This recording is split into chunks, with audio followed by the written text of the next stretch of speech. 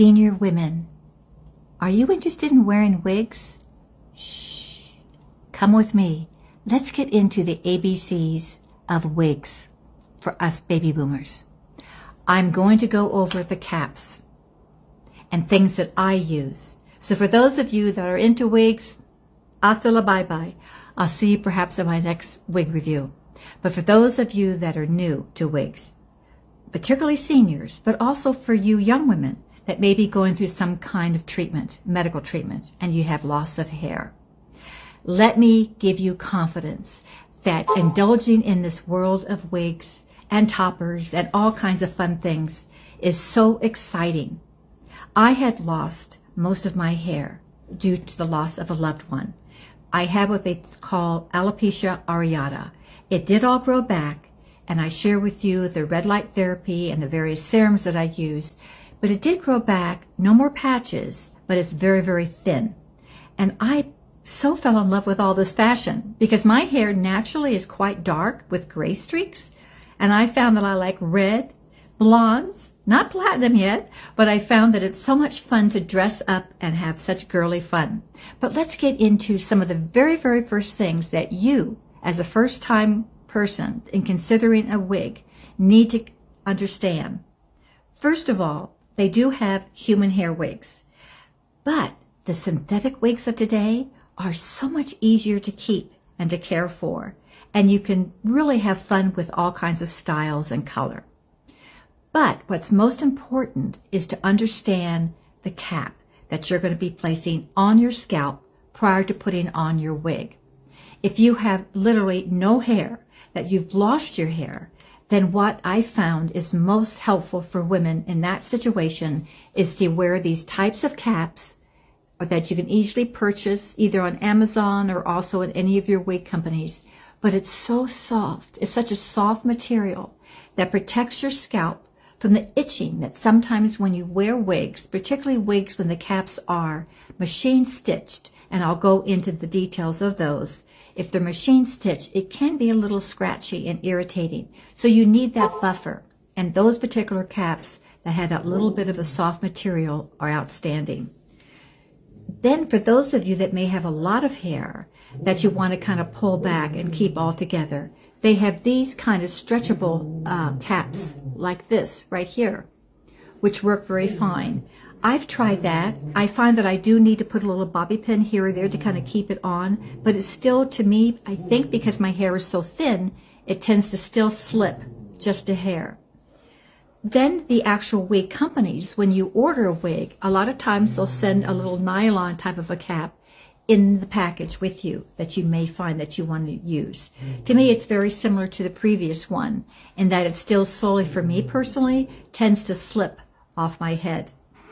The go-to that I always use are these bands. You can get them in any wig store as well as Amazon, but these are stretchable bands. They come in a light brown color or they come in a white, and they have these little ridges on top, which basically the ridges will actually catch your wig and actually hold it in place. And for us seniors, what I like most about these is that when I put it on and pull it back, it literally is like a facelift. It pulls my wrinkles up and pulls my skin up. Sorry, but it does. And so I love that, and that it kind of like, I kind of like that, right?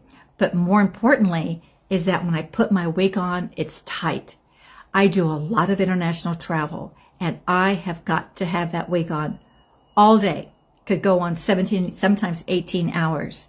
And I find that I have absolutely no problem when I wear these bands. It keeps it well in place. Even with sports, if you should be out playing golf, I find that this is really the go-to, and I love it. But now let's talk about something that does happen. There's a thing called lace front. Lace front is like this.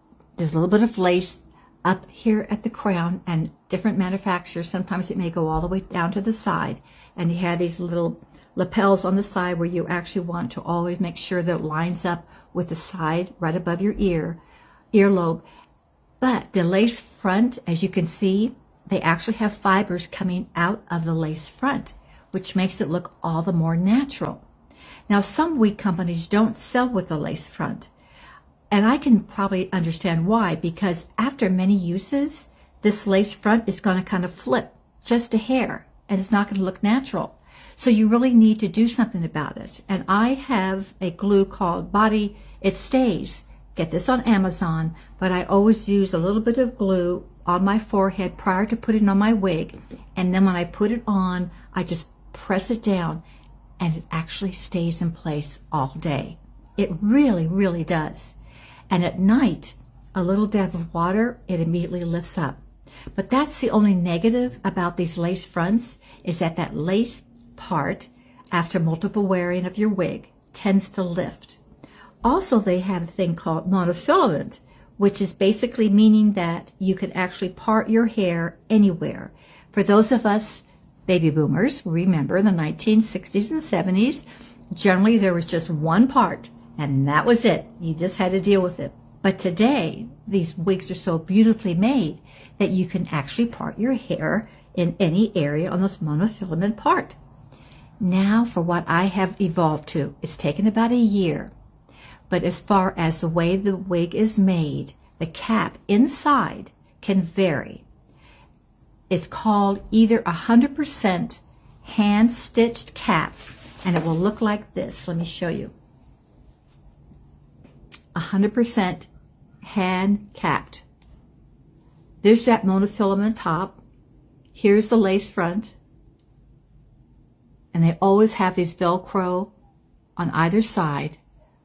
But you see there's no openings. Let me compare that now with a machine stitched cap. Do you see how these have these openings? These strips, and then it's machine stitched. Now, these wigs also are a benefit, particularly if you tend to perspire a lot and you want to have it really cooler, then you may prefer this. Plus, it has a lot more stretchability. So if you find that the average size, which most wigs come, even though you can have them custom made, but if you have them custom made, you won't be able to return them for 100% credit or exchange. But I find that I prefer paying a little bit more because the hand ties a little bit more, but then it fits so snug. I have such confidence in the wig that I'm wearing that day. So this gives you an idea of the two kinds of wigs. Now, there's a thing called permatease. Permatease is when a lot of times you'll get a wig and you'll see little fibers just kind of sticking right up. Some way of handling that is to rub your hands, get nice and warm, and then press down. It's like an iron. But if you still are having problems, then you can get these kind of, it's like a water and a little bit of alcohol spray. You just spray it on, and then you would actually push this down.